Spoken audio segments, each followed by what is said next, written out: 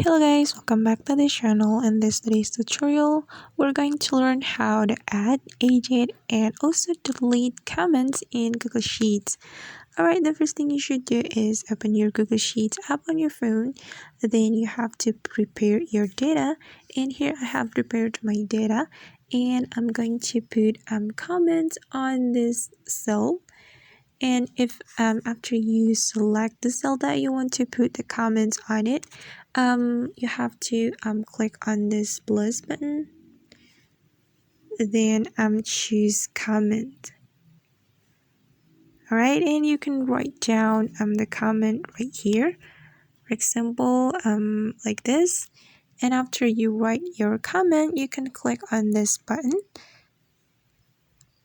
Alright, and now the comment has been added to the cell, and if we want to add it or delete the comment, we can simply click on the cell and then choose view comment. And if you want to add the comment, you can click on this three dots button. Alright, and you can choose edit if you want to add the comment, or you can choose delete if you want to delete the comment.